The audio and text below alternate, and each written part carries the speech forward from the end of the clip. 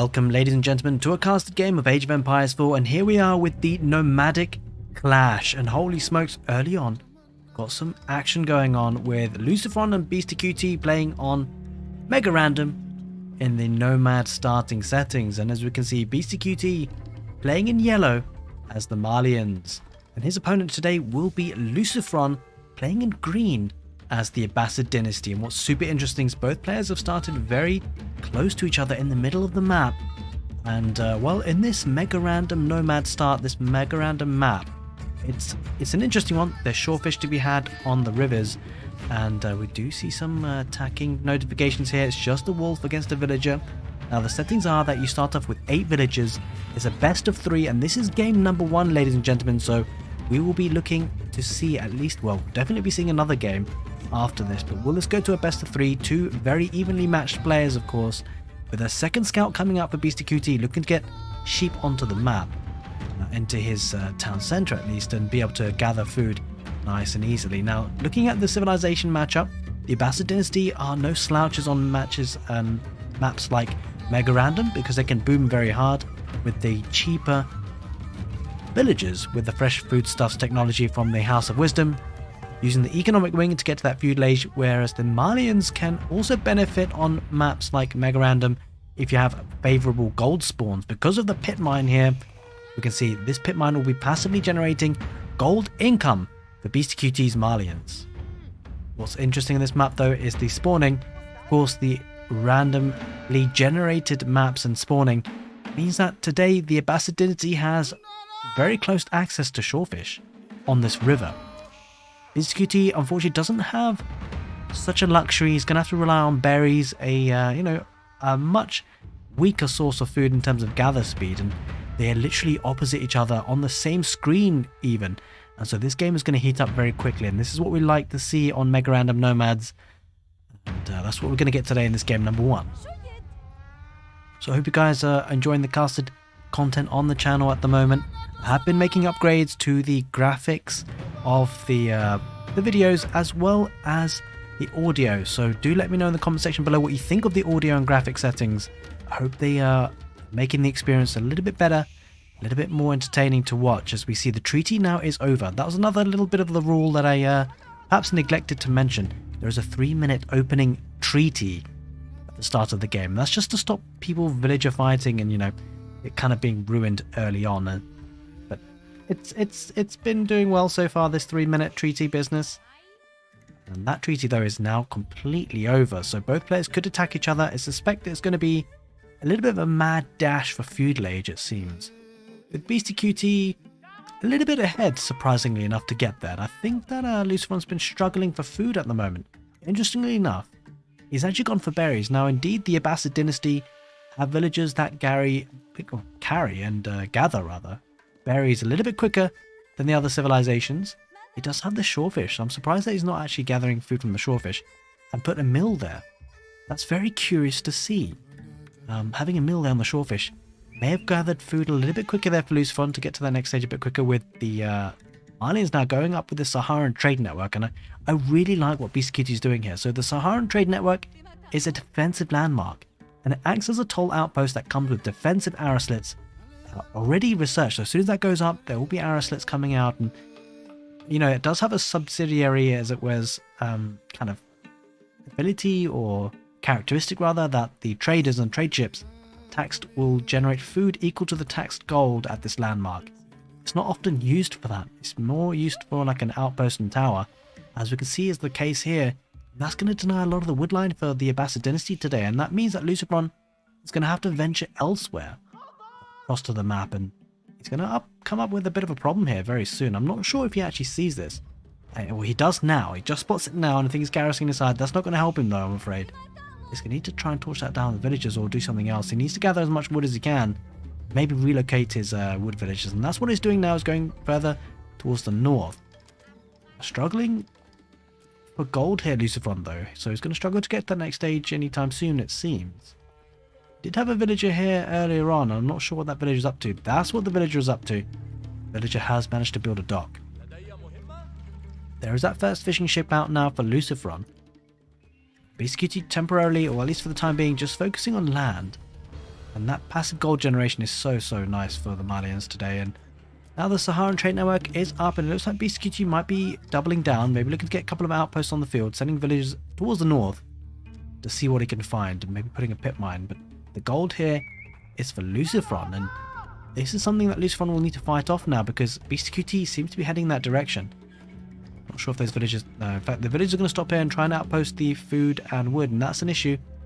I mean, he does have other accesses of food, of course, with the dock on the right side, but that outpost going up would become a problem. Villagers are being pulled now, going to start building. I'm not sure the villagers will get there in time.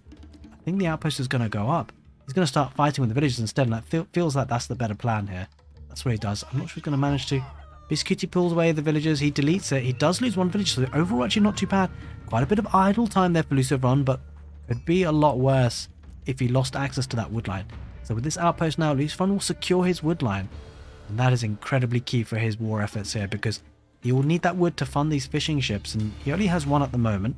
I suspect he's actually really trying to funnel everything into food, or as I say that, he's just probably running out of wood because all these villagers have been fighting. 3 villagers there on gold. We'll be looking to get Lucifron up to the next stage. He needs a House of Wisdom. There it is, being built on the coastline. And that will help him get to the next stage, and behind this, Beastyqt looks like he's going to play a feudal aggression. He does have the archer range up and running. He's got a couple of villagers on stone as well. Maybe looking for a second town centre to bolster the economy and get the villagers' numbers up. To really start to, get that economy rocking and rolling and get valuable resources, as now villagers are heading towards the north, getting more outposts. And in fact, those villagers on stone could in fact just be for arrow slits for these outposts. I suspect that would be the case. Villagers being pulled temporarily, but the javelin throwers are not going to help there for Lucifron. He needs to do something to stop this outpost creep coming up, because Beastyqt is not giving up this outpost rushing idea on this megarandom nomad map today. An attack notification coming out. Oh, the javelin throwers spot the fish, and something that Beastyqt will be concerned about. We didn't actually spot this upper dock in the north. Lots of things happening here, so a lot of fishing ships coming out there for Lucifron. As you can see, it does have 36 economy. Just to the 26 of Beastyqt. These outposts, though, are slowly starting to filter and creep through. And I just wonder whether Lucifron is going to fight this. He's going to hold off on it. He doesn't see it. Holy smokes, just one tile was in it. And he doesn't see the outpost going up, and that wood line is going to be denied. He's going to see it now. Yeah, the villagers go through. I wonder whether he's going to pull more. Or he's going to attack the villagers. No, he's just going to push away the javelin throwers just a little bit. But there's arrow slits in that tall outpost now. And so now Lucifron can't really do much. He has to relocate the villagers. He's going to go further south, I suspect. This certainly is nomad, isn't it? These villagers are turning nomads as the wall's coming up there for Beastyqt, reducing the amount of mobility that Lucifron has. And where does he go from here? He's kind of trapped. There is no crossing, by the way. Looks like he's going to transport across, and that's probably a sensible idea with these villagers. He needs to escape this island because he's not making inroads here in the defense. He's transporting the villagers. He may in fact need a second town centre to really bolster the economy. But what's interesting is Beastyqt, there is one crossing. There is one big small crossing, I should say. There are a couple of crossings across the map, and that is key because Beastyqt will be able to get across there. And that was obviously given away by the fact that the scouters are over on the other side. Insufficient wood though. That's a concern for Lucifron. He's really struggling on the wood. Does have a lot of villagers on the wood, and he's slowly gathering food from the shorefish, which is certainly helping his cause. And it comes out some toll outposts there for Beastyqt to try and deny the fish, but it feels like Lucifron has really done a lot of eco progression with these fishing ships. 1,100 food already, and slowly climbing. He's lacking the gold though, and that's something that Beastyqt is not really lacking. He's got quite a bit of gold income with just one villager there. Of course, the pit mine helping in that regard. There's the second pit mine with houses around it. You may be wondering why the houses around it. Well, the pit mines, the gold amount that's coming in per minute is actually increased by the number of houses or mining camps that are placed around the gold vein. Javelin throwers have got the adequate range they need for these fishing ships. I'm surprised to see Lucifron not moving these fishing ships away. It's rather surprising. I mean, he is heating up some of the fishing ships, and he does move them away now. Posits a couple of the food that was there. Javelin throwers just harassing villagers elsewhere on the map. And Beastyqt doing quite a nice job of keeping 1 or 2 javelin throwers across the map to see what he can find and what he can spot. And that's quite key on megarandom nomad. You don't quite know what your opponent's going to be up to a lot. So scouting, just as in normal game modes, incredibly important. Going to the southern wood line here, Lucifron. There's our 2 production buildings in the form of stables and an archery range as well. Maybe making his way across this crossing here. He'd certainly be able to do that. We see the Marimba garrison coming up for Beastyqt. Beastyqt going up to the castle age. Going to get there around about the 12-minute mark, and then it's going to really start to pump out those units. Lucifron is a little bit further behind. He's investing in feudal age really here with the horsemen. So he might need to try and do some damage whilst he can. We'll see how much he'll be able to do.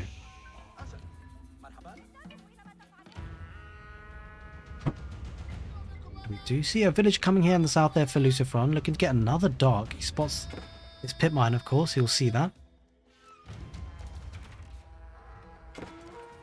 And in the north, just the one fishing ship just now, and it's going to slowly gather food on the shorefish. A javelin thrower being kept there, just harassing a little bit. Oh, the javelin throwers make it through. There is a gate there for Beastyqt. Villagers going to be harassed, and it might be the case that Lucifron needs to retreat with his villagers. Might need to take these villagers elsewhere. Trouble is, he can't afford to lose these landmarks. That's something to be considered, by the way. If he loses the landmarks, he loses the game, and it's not something he can afford. So he will have to defend this position quite heavily. Of course, the Abbasid dynasty only actually have 1 landmark. Well, 2 landmarks. The town centre, and then the House of Wisdom. Where is the cavalry? There it is, making its way across the map now. Torching down this pit mine first, but this gives away the position.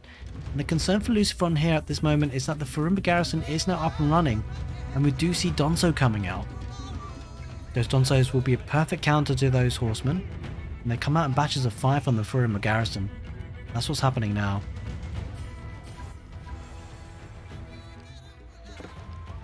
Things slowly starting to heat up. Lucifron certainly committing to the feudal age. No plans, it seems, to go to the castle age anytime soon. Surprised that it's going for the mining camp. Mining camp doesn't really help Beastyqt here at this point without the pit mine.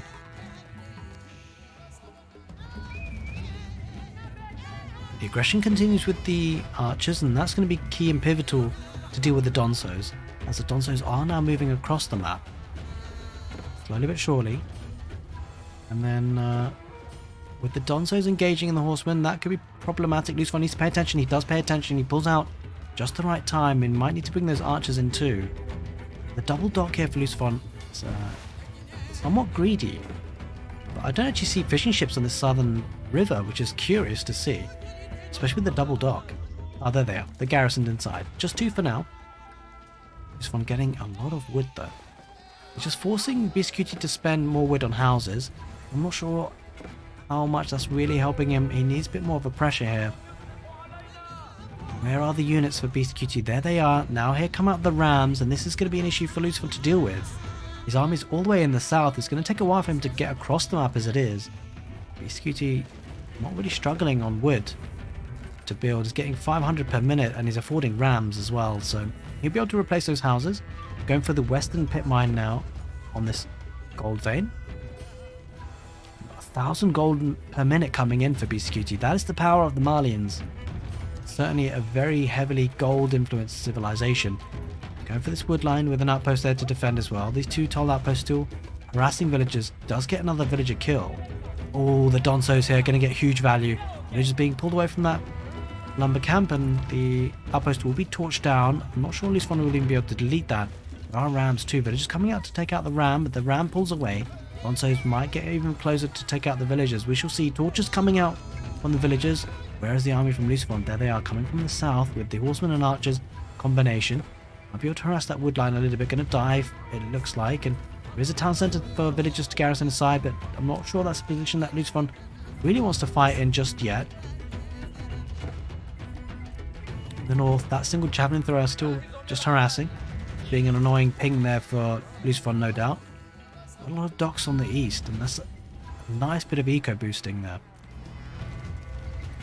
Gonna try and torch down this wall with the horsemen and get into the main part of his base. But don't forget, villagers are coming out of the town centre and somewhat isolated.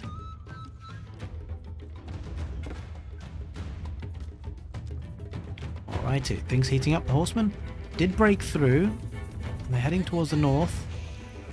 So it seemed, at least for a little bit. He's gathering his resources, getting a ram as well with archers. They're in the feudal age, by the way. This one's still stuck in the feudal age, but it's not necessarily a problem. It does have veteran Donso and veteran javelin throwers to contend with, though. Here comes the big fight, you feel. 43 army to 40, relatively even on that front, but Lucifron does have a better economy. That economy could start to pay dividends. Villagers coming out with torches. Horsemen going to dive across and just pull out from the fire from the Donsos. Javelin throwers are there as well. This could be a bad fight for Lucifron. I'm not sure it's a great fight. Horsemen almost get entangled with the Donsos, and the kind of concern as well for Lucifron. He needs to pick out the Donsos. He needs to get rid out the Donsos so that the horsemen can wrap around the javelin throwers. But he's not quite managing it. Villagers are garrisoned inside the town centre, 4 of them. Rams are there as well, distracting. But as long as there are Donsos on the field, it's a problem for Lucifron, and he doesn't really have any archers left. 36 military to 31, and despite having a stronger economy in some ways, it does seem like Beastyqt is getting the rub of the green. He's killing villagers here, a lot of them on the wood line, and could be the beginning of the end for this match. Beastyqt looking strong, and that is indeed the case. Lucifron taps out, and Beastyqt takes game number 1. Hope you guys enjoyed this casted game. If you want to see game number 2, do click the end card screen now. Take care, and see you next time.